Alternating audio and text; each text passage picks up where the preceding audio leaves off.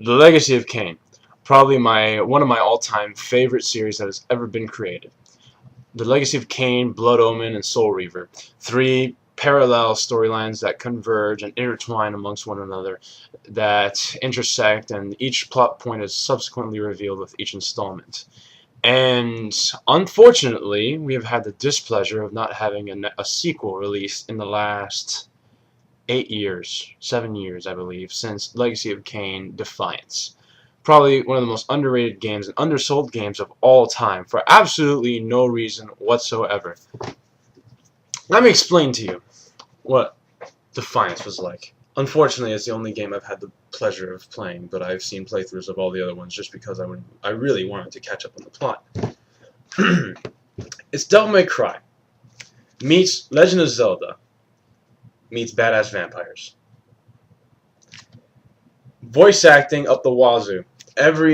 Absolutely every iota of dialogue in this game is voice acted unparalleled. Okay, Raziel, well, I may not like his voice, but the voice quality itself and the acting is marvelous. Okay, and Simon Templeman, I actually bothered to remember his name because his voice is that awesome. The voice of Kain is probably one of the most memorable voice actors, right up there with Michael Ironside for Sam Fisher and David Hayter for Solid Snake. If you don't believe me, look it up. Okay, look up Legacy of Kain Defiance videos. They're truly amazing. Okay, the storyline, you're basically watching a movie every time you're not playing this game, which has really good controls. I don't know why people complained about this. It was awkward at first, but once you got used to it, it was completely intuitive. If anything, it was old school, yeah, but it was 2002, 2003? What the hell did you expect back then? You know what I mean? And the graphics back then were fantastic. Of course they're bad now. What the hell else do you expect from an Xbox game? PS2 game, even. In this game, Kain essentially tries to become master of his own fate. As he puts it, to avoid the machinations of fate, right?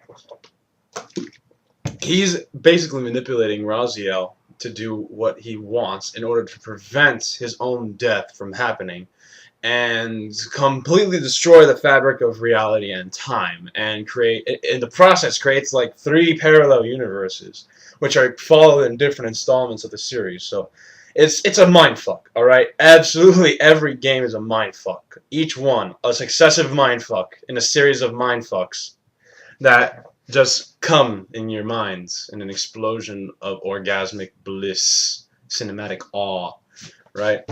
It's a great spectacle. So throughout the game, you get these elemental powers that let you open doors, and there's a lot of puzzles. It was actually a pretty hard damn game. I had to think in order to beat it. Maybe that's why people didn't like it back then, because I too was like what, 2003? I was 12. Okay, I was 12, and I was pissed. I did get stuck plenty of times, but I persevered. And, that's what made the game all that much more memorable. I don't like the fact that all of these new games you can beat on the absolute first try on normal, even hard difficulty sometimes, without dying once. No continues, no nothing, right? But what the hell is that? There's no challenge whatsoever. This game is not like that. I died like probably 5 times, which is quite a few for me, especially in a platforming action game. Then, and the climax, to top it all off, is a cliffhanger. A goddamn cliffhanger is how Eidos ends the fucking series. Are you serious? It sold, I think, 12,000 copies. You know how pathetic that is? The game cost $9 million to make? I'm going to check my facts later. But probably make some annotations. But 12,000 copies, $50 each? That's fucking nothing. Didn't even cover the cost of development. So I don't blame them for not making another game in terms of cost effectiveness. But I truly think if they made another installment with the same quality in every aspect of it as it was in the last game, but with modern graphics and I guess modern controls and whatever, it would sell well. It's a good storyline. It's an all-around good game, and I don't know why it's just not. I just don't know why it's not more famous than it. You know what I think they should do? a compilation. It wouldn't cost Eidos a dime, well, I guess to port it to the 360, PS3, and PC software. But all they gotta do is release a box edition, like director's cut, whatever the hell they want to call it, of the entire series, every collection, and probably a fancy little booklet, like whatever this is, that explains somewhat what connects each game in the series, and like developers' commentaries and stuff like that. And it would sell because it's again, it's a great storyline. Well, who wouldn't want to just what do I need to explain? It's amazing, okay? I would love to be able to play every game from the beginning to the end. I don't care that the first game was released in like 1990. Well, no, was it like 1999? I don't know. They released a lot of games in a very short time. 1997, let's say, whatever, on the PC with like a top-down perspective, and it was hard as hell, and it had no guide, and all the guides now are like really vague and suck or whatever. They're all typed.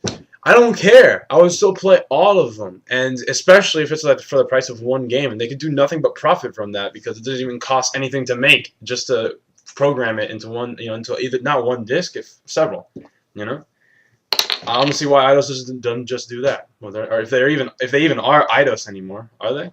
I doubt. As I thought, Eidos is part of Square Enix Europe, but Crystal Dynamics still exists, and they're the ones who made it, so it would cost nothing for them to make a compilation and sell it as some sort of special box set edition, collector's edition, doesn't matter. And, it's a no-brainer, really. And I hope that one of these people at Crystal Dynamics sees this video and decides to do this. And it would make my life, really, year, month, week. Okay, it would make me a happy boy again.